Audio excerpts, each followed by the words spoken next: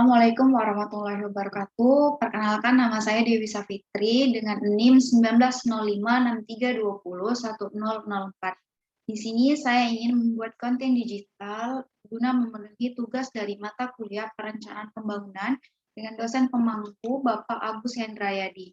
Nah, adapun tema dalam konten digital saya kali ini yaitu terkait dengan kebijakan sebagai sumber dasar pembangunan, sumber-sumber pembangunan, dan strategi dalam pembangunan. Untuk yang pertama, ada tema terkait kebijakan sebagai dasar pembangunan. Nah, yang pertama, pengertian kebijakan. Kebijakan adalah pedoman untuk melaksanakan suatu tindakan. Nah, kebijakan juga mengarahkan tindakan untuk mencapai sasaran dan tujuan. Kebijakan juga menjelaskan bagaimana cara pencapaian tujuan dengan menentukan petunjuk yang harus kita ikuti. Nah, kebijakan ini dirancang untuk menjamin konsistensi tujuan dan untuk menghindari keputusan yang berwawasan sempit dan berdasarkan dengan kelayakan yang ada. Jadi kebijakan sangat penting perannya sebagai pemandu dalam menentu arah kebijakan yang harus dipatuhi dan dilakukan secara konsisten dalam mencapai tujuan atau sasaran yang telah kita tetapkan. Yang kedua, pengertian pembangunan. Nah, pembangunan merupakan suatu kenyataan fisik dan suatu keadaan jiwa yang diupayakan dengan cara-cara oleh masyarakat melalui kombinasi berbagai proses sosial, ekonomi, dan kelembagaan.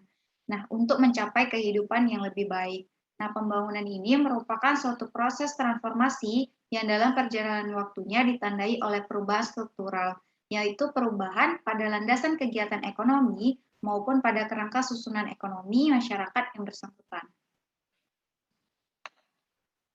Dari penjelasan terkait dengan kebijakan dan pembangunan, dapat ditarik kesimpulan bahwa yang dimaksud dengan kebijakan pembangunan adalah garis haluan yang menjadi dasar dalam pelaksanaan kegiatan yang berada di bidang pembangunan, dengan target-target tertentu demi terwujudnya perubahan ke arah yang lebih baik lagi.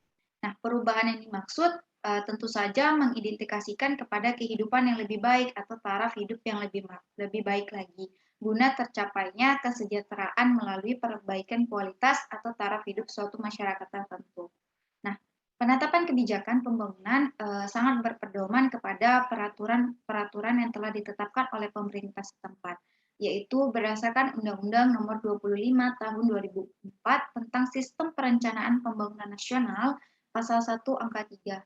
Nah, oleh karena itu, melalui pembangunan yang mengandung makna, terjadinya gerakan pertumbuhan melalui suatu sistem perencanaan pembangunan yang salah satunya merupakan pertumbuhan terencana dalam memaksimumkan tingkat kemakmuran suatu masyarakat di masa kini maupun di masa yang akan datang.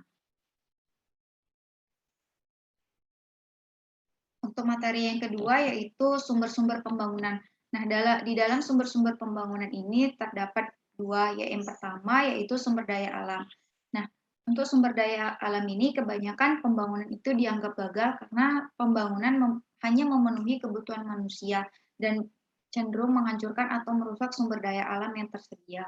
Nah, tanpa adanya sumber-sumber daya alam di suatu negara ataupun wilayah, maka tidak akan ada banyak harapan untuk berhasilnya suatu pembangunan ekonomi dan begitu juga sebaliknya. Nah, tinggi rendahnya suatu pendapatan daerah antara lain disebabkan oleh sumber-sumber daya alam itu tidak tersedia dengan baik dalam arti jumlah ataupun jenis maupun kualitasnya itu sangat rendah. Yang kedua yaitu adanya sumber daya manusia atau SDM. Nah, faktor manusia itu juga merupakan sumber daya sebagai titik sentral berpikir, perencanaan, perekayasa, perancang bangunan, dan pelaksana ataupun penyelenggara pembangunan. Nah, jadi manusia ini sebagai pelaksana pembangunan ataupun penyelenggara pembangunan, atau bisa saja sumber daya manusia ini sebagai si pelaku pembangunan. Nah, dalam peningkatan kapasitas dan kualitas suatu bangsa melalui pembangunan sumber daya alam pembangunan sumber daya manusia yang unggul merupakan tugas bersama dalam menciptakan bangsa yang kuat dan negara yang maju maupun negara yang makmur.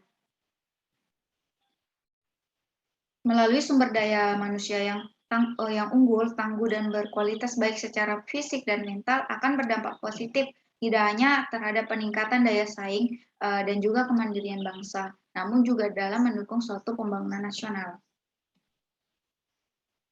Yang ketiga yaitu materi terkait dengan strategi dalam pembangunan. Nah, Strategi pembangunan ini merupakan suatu cara untuk mencapai visi dan misi dalam bentuk strategi, sehingga dapat meningkatkan suatu kinerja dalam aspek pembangunan. Nah, kinerja ini sangat dipengaruhi oleh bagaimana suatu organisasi atau pemerintahan itu menerima sukses atau mengalami kegagalan dari suatu misi mereka atau misi organisasi pemerintah. Nah, faktor-faktor keberhasilan ini berfungsi untuk lebih memfokuskan atau lokus kepada strategi dalam rangka mencapai tujuan dan misi suatu organisasi pemerintah, baik secara sinergis dan efisien. Nah, untuk merumuskan strategi, maka dibutuhkan suatu analisis lingkungan yang strategis juga. Nah, dalam menentukan strategi perencanaan pembangunan dengan menetapkan strategi dasar yang meliputi tujuan pembangunan nasional, penentuan sasaran umum pembangunan nasional, dan juga adanya penentuan prioritas dalam suatu pembangunan. Selanjutnya yaitu ada materi statistik dalam perencanaan pembangunan. Nah, di dalam perencanaan pembangunan sangat memerlukan data dan informasi yang akurat dan terkini dan up to date.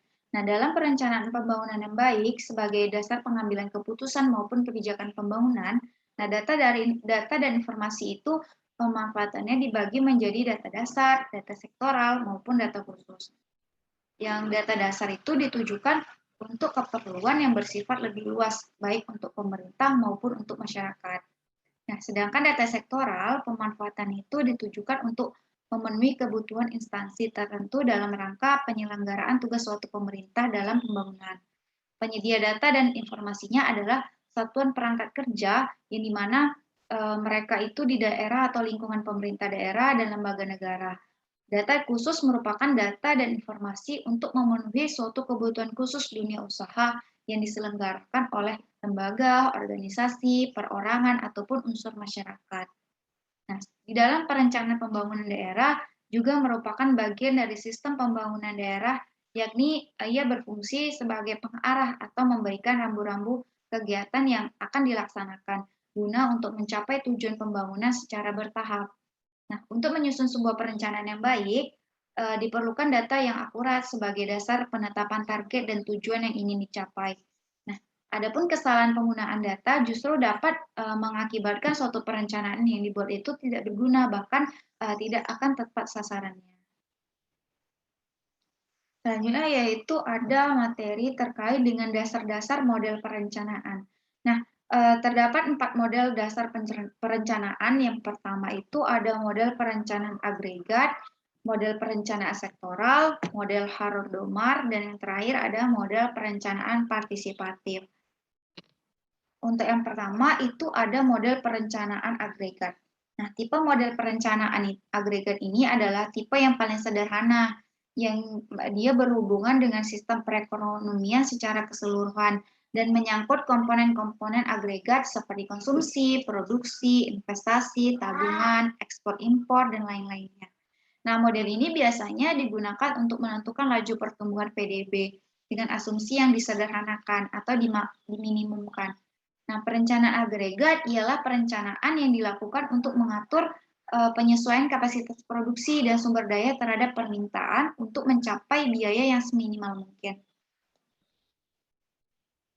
Yang kedua yaitu ada model Harrod-Domar, yang dimana menurut Harrod-Domar setiap perekonomian dapat menyisihkan suatu preposisi tertentu dari pendapatan nasionalnya jika hanya untuk menggantikan barang-barang modal seperti gedung-gedung, peralatan, ataupun material yang rusak. Namun demikian, untuk menumbuhkan suatu perekonomian tersebut diperlukan investasi baru sebagai tambahan stok modalnya. Nah, jika modal sudah habis, kita harus mendapatkan stok modal itu dengan cara mencari investasi baru atau menanam saham baru. Selanjutnya yaitu ada model perencanaan partisipatif. Nah, di dalam model perencanaan partisipatif ini, dalam perencanaan pembangunan daerah adalah yang dimana dalam satu model dalam proses perencanaan pembangunan di daerah dalam rangka mengakomodasi suatu aspirasi masyarakat. Nah, dengan memaksimalkan aspirasi masyarakat, dapat terlihat dari proses perencanaannya dan tahapan perencanaan pembangunan yang akan dilakukannya. Selanjutnya ada model perencanaan sektoral.